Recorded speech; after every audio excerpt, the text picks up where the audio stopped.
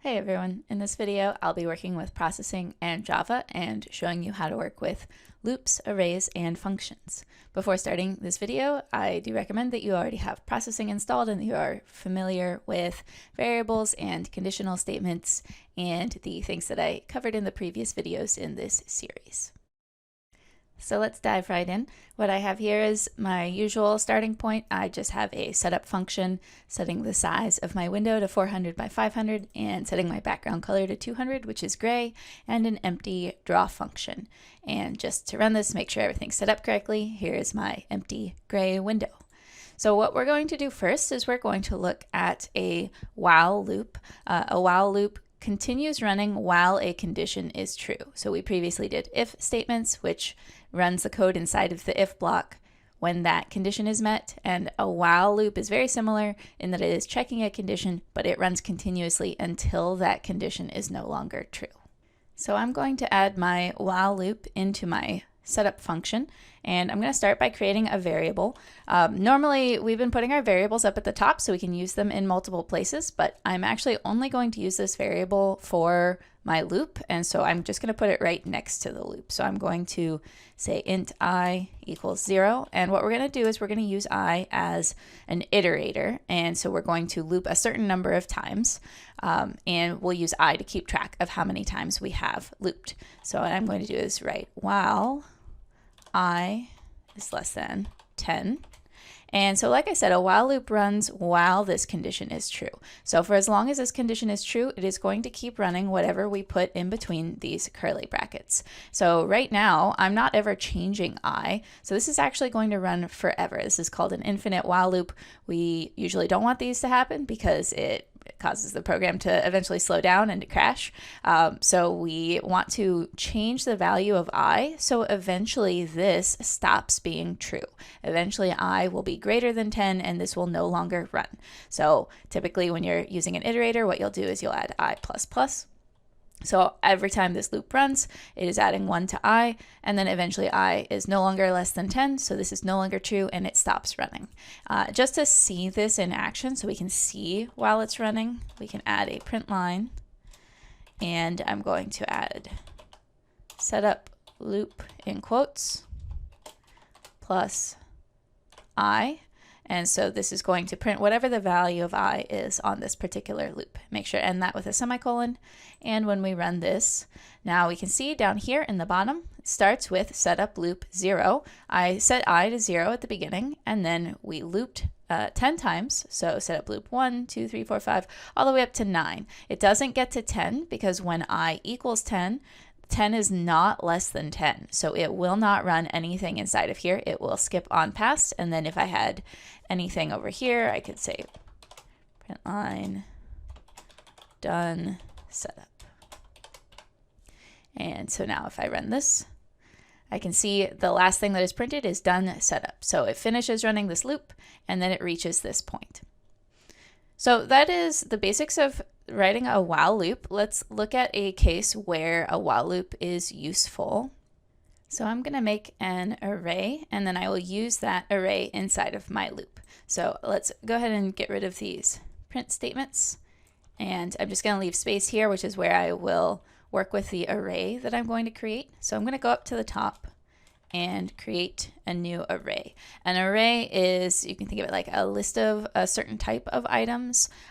So you could have an array of numbers, an array of strings, and so it lets you keep track of a collection of things that are all the same type. So I'm going to make an array of ints. So we use the square brackets to indicate that something is an array, as opposed to just being a single integer. So now this is multiple integers, and I'm going to name this positions because I'm actually going to use this array to position several objects on the screen at once. And so this will be to condense our code. So instead of having to position each object manually, we'll be able to position all of the objects very quickly by having a list of their positions. But I'm only going to be storing the X positions in this case. So I'm going to be making this as a new int and then we put the number of items that will be in our array inside of this second square bracket. So the keyword new is creates a new array of this type, int, and then inside of this second square brackets, this is how many items we want to have. When we create an array, we do need to specify how many items we are going to use in that array. So I add a semicolon at the end of that, and now inside of my while loop, I'm going to do positions and then open square bracket, and then inside of here, this is where we put the index of the item we want to edit. So I have 10 items and they are indexed starting at 0 and then up through 9. It is the total length of the array minus 1. And so we are looking at starting at item 0, and we can go up to item 9, and we can edit the items at each index. And so I'm going to use I already have a variable that I am increasing from 0 to 9. So I will do positions of I equals, and what I want to do is I actually want to use a random value here. So we have a random library that we can use that comes with processing and Java that lets us generate a random number between two values. So I'm going to say from 0 to the width of the screen. Now there's one problem with this. If I add a semicolon right now, I get a squiggly line that there's a problem. It says type mismatch, float does not match with int. So I want to show you how you can cast between two different types.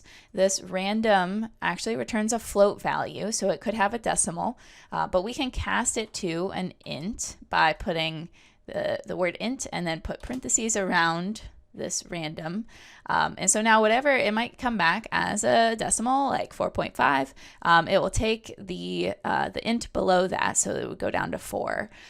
So whatever we get here, we're going to turn it into an int, and then we're going to store it at that index in our array. And let's just add a print statement so we can see the thing that we are creating. So I will add positions of I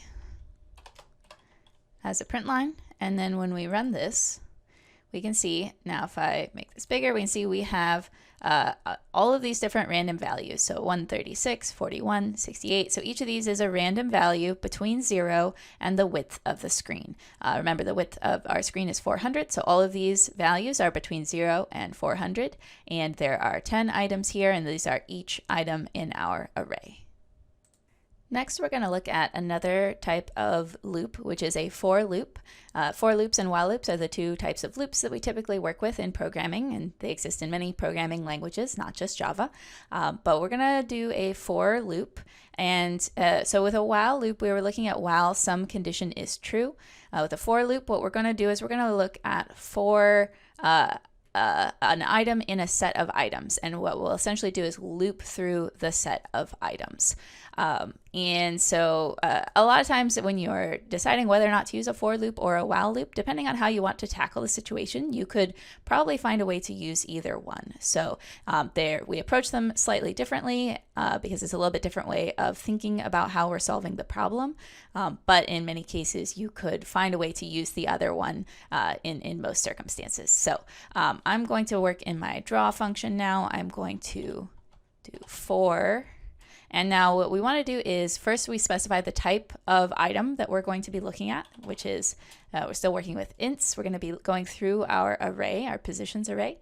So I'm going to do int x, and then we use the colon here to say, so we're going to look at for item in collection. And so what the next part here is collection. So this is our positions. And open and close curly brackets. So what we're going to do is we're going to iterate over all of the items in this collection, positions, and inside of here we can now use this variable x, and we can be guaranteed that while this for loop is running, this x variable is one of the items in this collection. So what we want to use this value for is I'm going to use this to draw a rectangle at different x positions. So I'm actually going to use this x value for which is collected from this collection. I'm going to use this x value as the x coordinate for my rectangle, and I'm just going to use height over 2 for my y value right now, so we'll just do the center, and then we'll do 20 by 20 for the size of this rectangle. So now when we run this, what we have is 10 rectangles. Some of them overlap a bit, but we have 10 rectangles. They are in the center of the screen, but they are randomly distributed across this line. So if we run this again, we'll see they're actually in different positions. So every time we run it, we get different random positions for each of these rectangles. So we're going to keep working with this array of X positions, but I'm going to add a few other things just to make this a little more visually interesting. So I'm going to add at the top, I'm going to add some new variables for, I'm going to do the R, G, and B values, and I'm going to use variables so I can update them. I want to show you something cool you can do. You can actually, if you're making several variables of the same type, you can actually create them on the same line. So we can do R, G, B, and a semicolon here. So now I'm creating 3 integer variables, R, G, and B, which I can use later. And then I'm going to make one for my Y value, which I'm going to set equal to 0. Then in my draw function, what I'm going to do, so remember draw runs every frame. So this is actually going to happen 60 times per second. So I want to be able to reset everything at the start of each frame. And then I'm going to have some things that change. In a moment, we'll do things that change over time. But for now, I want to reset everything at the start of each frame. So I'm going to set R and G and B all equal to 255. And I'll also reset Y to 0 each time. So Y will be my Y position. I'm going to get rid of this height over 2 and replace this with Y. And before drawing my rectangle, I'm going to add a fill where I will set the fill color to R, G, and B. And then after I draw the rectangle, so while I'm looping through this, I'm going to change the R, G, and B values and the Y value. Since R, G, and B are starting at 255, I'm going to subtract from them so they'll get darker. So I'm going to make each of them a little bit different just so we can see some visual variations. So we'll do R minus equals 10, G minus equals 20, and B minus equals 30, and then Y plus equals, because Y starts at 0 and we want Y to increase, which is actually going down the screen. So Y plus equals 20. And while I'm in here, I am going to make one small change to my random generation. I actually want to subtract 20 from this width because I don't want my random value to be, if they use width for the X value, that would actually be the edge of the screen, and so we wouldn't get to see that rectangle. All right, so I've added R, G, and B color values and a Y value. So let's run this and see what's different now.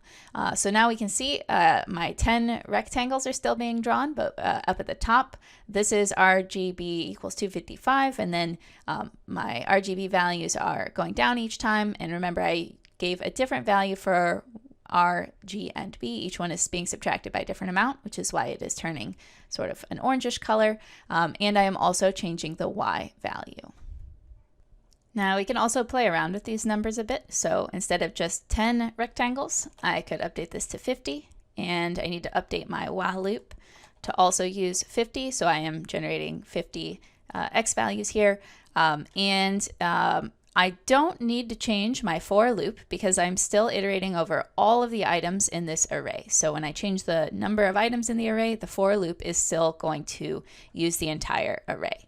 So now I'll be making 50 rectangles. And if I run this, I can see now I am taking pretty much the full screen. And by the time it gets to the bottom, they are fully a solid black. The last thing I'm going to show you is how to write your own functions. Up until now, we've been using built-in functions like the draw and setup functions, as well as the input functions for the mouse and the keyboard. But we can also write our own functions. So I'm going to write a new function down here at the bottom. So I'm going to make a function called update. And I do start with the keyword void. I'm not going to return anything from this function. We could return a value. Functions have the ability to either return a value or not return a value. And so void says we're not going to return a value from this function. And so I have open and close parentheses and then open and close curly brackets. And so it's common when you're working with processing to have an update function when you're working with different types of items, which we'll actually look at in a future video.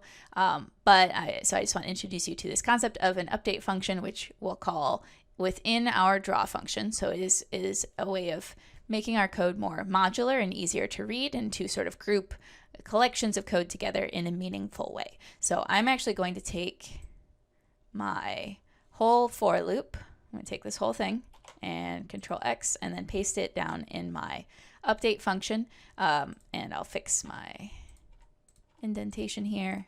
And so my update function is going to have to handle drawing my rectangles. And so I'm going to add a call to my update function from inside of draw. So to call a function, we just use the name of that function and the open and close parentheses and a semicolon. Now, if functions have the ability to pass a parameter to it, and so if we wanted to pass a parameter, say I have an int c, I would then need to pass some value when I call it. So if this is asking me to pass a parameter, I could then pass, say, the number 5. But now it gives me this squiggly line because I'm never using the value of c. Just to quickly demonstrate how it would work, I could do a print line where I'm printing c. And if I run this, what happens is that everything here is the same, but I do now have this print of 5 happening down here. So every time it calls the update function, so every time I call update 5, it is printing the value that was passed. So the function that we call, if it requires a parameter, then we do need to pass something to it, but I'm actually not going to use a parameter right now. So let's get rid of all of that. All right, so we have moved the majority of our draw content into a separate function called update. Now what I'm going to do inside of my draw function, I'm actually going to add one more variable up at the top. I'll call this one z and set this equal to 0. And inside of my draw function, after I call update, so on each frame, I reset all my values. After I call update, I'm going to add 1 to z. So every frame z is going to go up by 1. And when I reset my y value, instead of resetting it to 0, I'm actually going to reset it to z. Now what's important here is my z is being stored separately from my y value because I'm modifying my y value inside of my update call. So y is going to be modified within here. But when I reset y at the start of each draw call, I am going to reset it to a slightly different value. So what's going to happen when I run this is my rectangles are going to fall. So z is going up by 1 each frame, so my reset y value is going up by 1 each frame. So that is why the rectangles are moving downward. Remember, higher y values are lower on the screen. Now I have these falling rectangles. You might notice that is leaving a trail of black behind it. That is actually because the stroke is black, and so we're actually seeing the leftover stroke color. So if I wanted to address this, if I wanted it to actually leave a trail of its own color behind, what I would do is set the stroke value to the same RGB that I'm using for the fill color. And so now I have these falling colors, and I can see it's making this nice little gradient and kind of a cool, interesting pattern. If I run it again, I can see my pattern is slightly different each time. And now the fun part of this is now you can mess around with these different variables and make different things with it.